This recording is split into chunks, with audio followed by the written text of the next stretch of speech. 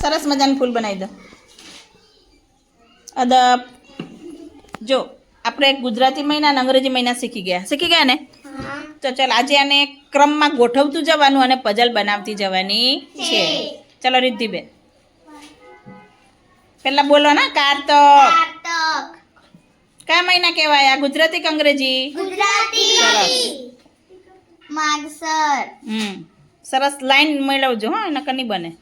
શું બને પછી મને કહેજો. પોષ.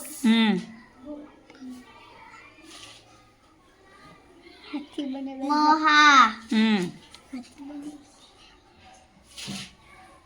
ચાલો પછી ફાગણ. ચૈત્ર.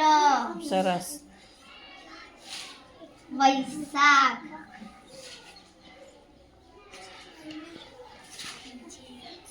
જેઠ.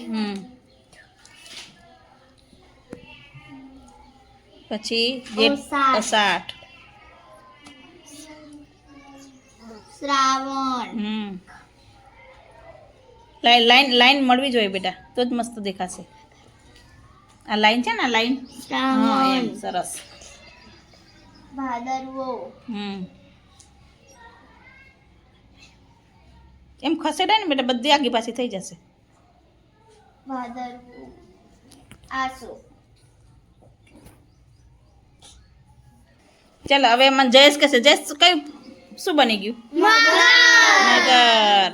મગરભાઈ બની ગયા. મગરભાઈ તાલી તો પાડો.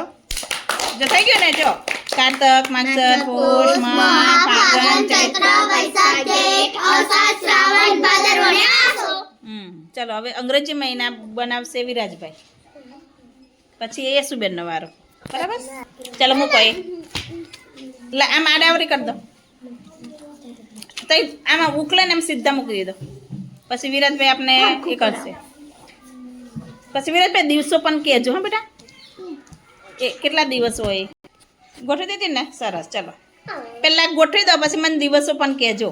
જાન્યુઆરી. ફેબ્રુઆરી. સરસ. ચલો પછી માર્ચ. માર્ચ. Very good. આવું ગોઠવવાનું બેટા. આ લીટી દેખાય. જો આ લીટી દેખાય, આ લીટી મળવી જોઈએ. હા એમ, તો જ મગર બનશે. સરસ. ચલો બનાવો હવે. માર્ચ પછી કયો મહિનો આવશે? એપ્રિલ. એપ્રિલ. ચલો પછી મે. જગ્યા રહેવા દેવાની નહીં, આમ કરી દેવાનું જેટલું વડે એટલું. ચલો પછી ચલો જુલાઈ. ચલો પછી ઓગસ્ટ. સપ્ટેમ્બર. અડાર દેવાનું બેટા. એમ. ઓક્ટોબર. નવેમ્બર. સરસ. Very good. ડિસેમ્બર.